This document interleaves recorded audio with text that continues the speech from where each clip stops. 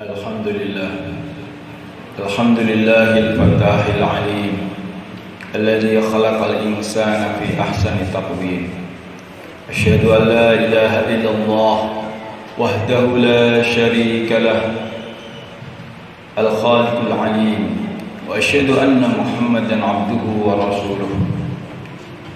محمد رسوله الرؤوف الرحيم. اللهم صل على سيدنا محمد الكريم المنزل عليه وإنك لعلى خلق عظيم، وعلى آله وأصحابه الذين أتوا ربهم بقلب سليم. أما بعد، فيا عباد الله اتقوا الله رب العالمين واعبدوا الله مخلصين له الدين واعبدوا الله حتى يأتيكم اليقين. اعلموا أنكم قادمون إلى الله، فلتنظر نفس ما قدمت لغد، واتقوا الله إن الله خبير بما تعملون. فقد قال تعالى في القرآن الكريم: أعوذ بالله من الشيطان الرجيم، بسم الله الرحمن الرحيم. كل نفس ذائقة الموت وإنما توفون أجوركم يوم القيامة، فمن زحزح عن النار وأدخل الجنة فقد فاز، وما الحياة الدنيا إلا متاع الغرور. وقال رسول الله صلى الله عليه وسلم: الصلاة عماد الدين، ومن أقامها فقد أقام الدين، ومن تركها فقد هدم الدين. Ma'asyiral muslimin, jamaah Jumat rahimakumullah. Marilah senantiasa kita bersyukur kepada Allah, karena sampai detik ini Allah masih menganugerahkan kita semua kenikmatan-kenikmatan yang sangat banyak, khususnya iman, Islam, kesehatan, kesempatan, sehingga kita sama-sama bisa hadir di majelis yang mulia ini untuk sama-sama menunaikan perintah Allah, sholat Jumat. Sholat Jumat ini perintah Allah Subhanahu wa ta'ala. Bagaimana kita semua kita tunaikan dengan betul-betul, dengan penuh, dengan kekhusyuan, keikhlasan. Bahkan Allah Subhanahu wa ta'ala memerintahkan kepada kita semua: wa idza nudiya lis-sholati min yaumil jum'ati fas'au ila dzikrillah. Fas'au ila dzikrillah wa darul bait, dzalikum khairul lakum in kuntum ta'lamun. Hai orang iman, kalau kamu dipanggil untuk datang sholat Jumat, fas'au ila dzikrillah, maka segeralah, cepat-cepat datang ke masjid, ingat kepada Allah, zikir kepada Allah. Wadarul bait, dan tinggalkan segala aktivitas dunia, perdagangan, pertanian, perkantoran, atau apa saja. Karena hadirin, hakikatnya kita ini menghadap kepada Allah. Begitu mulianya orang diundang oleh Allah, begitu mulianya orang ketika diundang oleh Allah, memperdulikan undangan itu, kemudian rela mengorbankan kesibukan-kesibukan pribadinya, kesibukan perdagangannya, kesibukan perkantorannya, kesibukan pertokoannya. Hadirin, karena sebetulnya kita ini, hadirin, manusia-manusia ini merupakan makhluk yang diciptakan oleh Allah, dikirim ke dunia, dilewatkan dunia sebentar saja. Kemudian di dunia ini diperlihatkan macam-macam ujian, keindahan-keindahan dunia, fitnah-fitnah dunia, anak, istri, harta, jabatan. Kemudian hadirin, setelah lewat di dunia beberapa tahun, kemudian nanti manusia ini dikirim lagi ke akhirat, dikirim ke kubur. Kemudian di sanalah manusia ditanyai marobuka.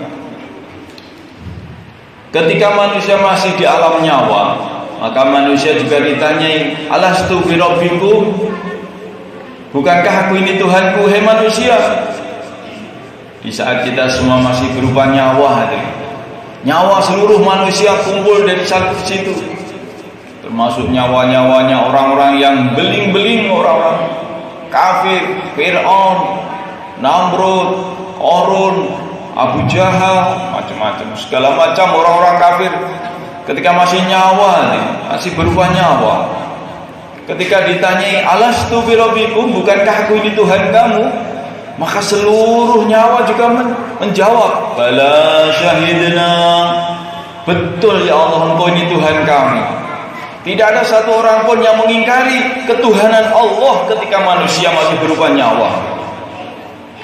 Kenapa ini ditulis dalam Al-Quran? Supaya kita ini ingat bahwa kita ini pernah menjadi nyawa.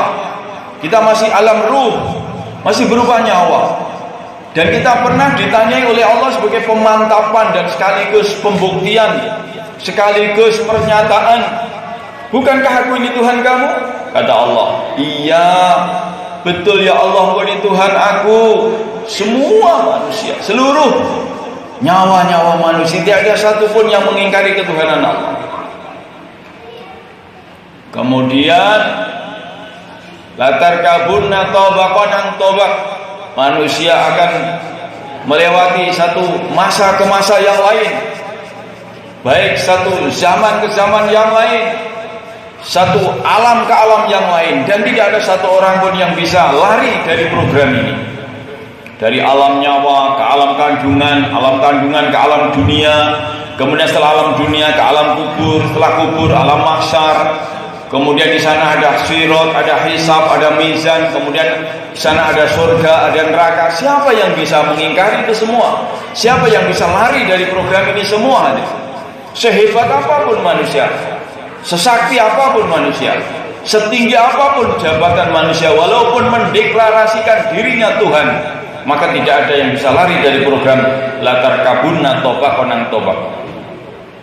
Kemudian latar kabunna tobakon tobak ini juga mengingatkan kita bahwa kita akan melewati hidup ini dari satu masa ke masa berikutnya, dari satu masa ke masa berikutnya, sampai akhirnya kita ini terusir dari dunia. Dari tidak ada menjadi ada, dari seorang bocah, seorang bayi kecil tidak bisa apa-apa, kemudian bisa berjalan, kemudian bisa berlari, bisa berjalan, berlari, berbicara, kemudian menginjak dewasa, terus begitu, kemudian menjadi masa tua, setelah itu mati. Siapa yang bisa mengingkari? Siapa yang bisa lari dari program ini? Hadirin yang dimuliakan, maka ini semua sebetulnya kita ini adalah lemah, tidak bisa apa-apa. Dalam kondisi-kondisi tertentu kita ini hanya bisanya pasrah bongkoan, gak iso apa-apa. Maka orang yang cerdas akhirnya berpikir, bagaimana saya ini selamat dari ini semua? Setelah mengerti program-program Allah ini, terus piye? Maka kita hadirin harus taat saja kepada Allah. Jalan satu-satunya untuk bisa selamat adalah taat kepada Allah. Orang yang taat ini mungkin sebentar saja dia rekoso, sebentar saja dia susah payah di dunia ini. Sabara qalila wa faza katsira, sabar sebentar di dunia ini. Konsolat sabar, jalankan aja perintah. Nanti sebentar lagi disuruh puasa, sabar. Disuruh meninggalkan perkara-perkara yang dosa, sabar, jalankan saja. Taati aja perintah Allah. Tahu-tahu mati, kemudian masuk kubur, kuburnya jadi raudhatun min riyadil jannah. Kemudian masuk akhirat, kemudian masuk surga. Itulah hasilnya orang yang sabar. Sabarokolillah, sabar sebentar. 60-70 tahun, itu pun sekarang kalau sudah 50 tahun tinggal berapa tahun? Kalau sekarang sudah 60 tahun, tinggal berapa tahun? Sedikit, waktu sedikit untuk menghasilkan surga, hadirin. Dan kita lihat juga orang yang ahli durhaka, ahli dosa, ahli maksiat, mereka merasakan nikmatnya dosa, atau mungkin dosa itu kalau nikmat. Mereka merasakan dosa-dosa yang dilakukan tidak lama, sebentar aja. Apalagi kalau sudah tua, apa dia mau dosa terus? Apa mau maksiat terus? Tidak bisa, hadirin. Allah Subhanahu wa ta'ala sudah jadikan badannya itu, konstruksinya jadi sudah kayak begitu. Kalau sudah tua, sudah sakit-sakitan, tulangnya sakit, kulitnya mengkerut, jantungnya sakit, paru-parunya hampir jebol, ginjalnya hampir bocor. Udah mau apa lagi? Mau masih beling lagi? Hadirin, semua menunjukkan kekuasaannya Allah. Kita ini hadirin menahan kelopak mata kita supaya tidak kelep, tidak tidur saja, tidak kuat. Kita ini menahan kelopak mata kita ini supaya nggak merem, supaya nggak ngantuk, supaya nggak turu, itu nggak bisa. Begitu lemahnya kita. Masa kita masih berani maksiat sama Allah, nggak mau taat sama Allah? Hadirin, hasil taat itu surga. Walakum fiha ma tastahi anfusukum walakum fiha ma tad'un. Hadirin, kita coba kita pikir dan kita timbang-timbang, hadirin. Kalau orang ahli dosa, katakanlah mengganti surganya dibikin di dunia misalkan, dan memang seperti itu. Baginda Nabi sabdakan, ad-dunya sijnul mu'min wa jannatul kafir. Dunia ini gambarannya seperti penjara untuk orang iman. Maka bagi orang iman, jangan mimpi hidup di dunia ini enak, tidak ada aturan, hadirin. Selagi orang merasa beriman, merasa didengar, dilihat dan diperhatikan oleh Allah, dan semua ucapan tindakannya dicatat oleh Allah, bagaimana kita bisa bebas, hadirin?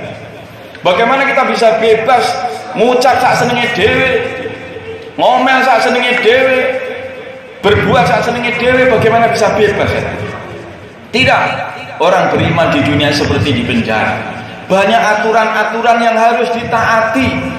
Ini boleh, ini tidak boleh, ini halal, ini haram. Bagi orang beriman, maka ada batasan-batasan yang tidak boleh dilanggar. Itu maknanya apa? Haram, haram, haram itu maksudnya apa? Supaya wahai orang iman, kamu enggak boleh menjalankan ini supaya kamu tidak masuk neraka. Kamu wajib menjalankan ini supaya kamu wajib masuk surga.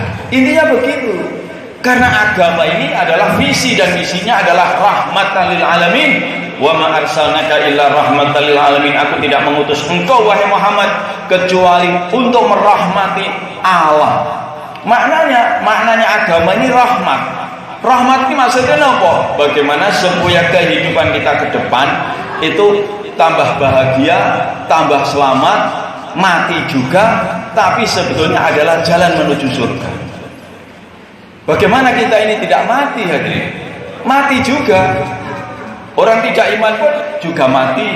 Tetapi kematian orang iman adalah kematian untuk jalan menuju surga. Karena untuk masuk surga harus mati dulu. Tetapi kematian bagi orang yang tidak beriman, ahli dosa, yang tidak mengamalkan perintah Allah, yang mengingkari ketuhanan Allah, yang tidak peduli dengan perintah-perintah Allah, kematian adalah awal daripada kesengsaraan yang tiada batasnya.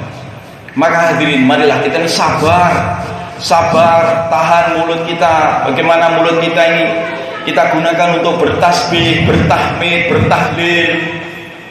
Kita tahan mulut kita, tidak menyakiti orang lain, tidak menyakiti hati orang lain, tidak menyakiti hati orang tua, tidak menyakiti hati saudara, tidak menyakiti hati tetangga, tidak menyakiti hati siapapun, karena siapapun dia punya perasaan. Kalau kita menyakiti mereka, mereka pun juga mulut bisa menyakiti kita. Memang yang bisa menyakiti mulut kita sendiri, hadirin? Tidak. Ajaran agama mengatakan, cintailah orang lain sebagaimana engkau mencintai dirimu sendiri. Baginda Nabi sabdakan, la yu'minu ahadukum hatta yuhibba li akhihi ma yuhibbu li nafsihi. Orang itu belum beriman dengan sempurna sebelum mencintai saudaranya seperti mencintai dirinya sendiri. Masa mencintai dirinya sendiri dicaci dimaki? Tidak menggibah, tidak ngerasani, tidak menjelek-jelekan, tidak menggonjeng, tidak menghina, tidak merendahkan. Ini ajaran Islam. Islam itu indah. Sehingga orang itu kalau betul-betul mengamalkan Islam, masyarakat mengamalkan Islam, yang kaya, yang miskin, pejabat, rakyat, wanita, laki-laki, pemuda, orang tua, semuanya amalkan agama Islam, maka semuanya akan merasakan nikmatnya surga sebelum masuk surga. Sehingga dunia ini menjadi kayak surga. Hadirin, tetapi kalau orang kafir, betul, wa jannatul kafir.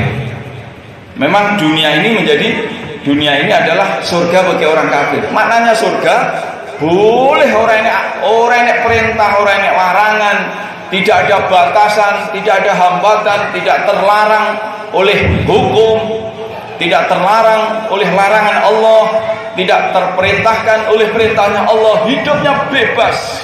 Itulah orang kafir. Tetapi hadirin, seandainya dunia ini selamanya saja, kita bisa tahu tuh rasanya dunia seperti ini tuh. Seandainya dunia ini selamanya saja, orang kafir hidup selamanya, akhirnya berarti di surga dunia seperti ini. Itu seandainya, dan itu tidak mungkin. Faktanya dunia memang sementara. Siapapun hidup di dunia hanya sementara. Maka untuk itu hadirin yang dimuliakan, orang yang cerdas akan pandai mengambil pelajaran. Bagaimana waktu-waktu yang sudah berlalu kita renungi, maka yang baik kita syukuri, yang tidak baik kita harus bertaubat. Kemudian sekarang ini adalah kenyataannya bagaimana kita ini selalu taat kepada Allah. Kemudian yang ke depan ini harapan, bagaimana harapan kita ini dengan ketaatan kita sekarang, bagaimana kita akan meraih kebahagiaan ridho Allah di surganya Allah SWT yang akan datang. Karena masa depan itu ada dua macam kalau kita pikir. Ada masa depan terbatas, masa tua, kemudian ada masa depan di akhirat yang selama-lamanya. Maka bagaimana kalau kita ini selagi masih meletakkan diri kita ini dalam perintah-perintah Allah, menjalankan perintah-perintah Allah, menjalankan arahan-arahan Allah, maka kita akan selamat dan bahagia. Karena hanya Allah yang tahu jalan menuju kebahagiaan manusia. Karena manusia ini ciptaan Allah, sehingga Allah sangat-sangat tahu manusia ini harus seperti apa supaya manusia ini bahagia, supaya manusia ini selamat. Itu hanya Allah. Selain Allah tentu saja tidak mengetahui. Seperti kita sendiri aja, kita ini tidak tahu apa-apa. Bagaimana kita ini ingin sehat, tapi kadang-kadang memanage diri kita sendiri pun masih sakit. Bagaimana kita ini begitu sedikitnya pengetahuan kita tentang kesehatan, pengetahuan kita tentang jantung kita, tentang paru-paru kita, tentang otak kita, kita tidak tahu banyak hadirin. Maka untuk itu dari kekurangan semua itu pada diri kita jadikan bahwa kita ini layak, harus mengakui dan menyadari bahwa kita ini hamba Allah. Maka seorang hamba tidak akan selamat kecuali taat kepada Allah, taat kepada yang menciptakan kita semua. Semoga kita selalu dapat hidayah Allah Subhanahu wa taala dan selalu taat kepada Allah sehingga kita bisa selamat di dunia dan di akhirat. Amin ya rabbal alamin. Ja'alana Allah wa iyyakum minal faizin al aminin wa adkhalana fi zumratil muttaqin. A'udzu billahi minasy syaithanir rajim. Bismillahirrahmanirrahim. Wal 'asri innal insana lafi khusrin illa alladhina amanu wa 'amilus solihati wa tawasaw bil haqqi wa tawasaw bis sabr wa qur rabbighfir warham wa anta khairur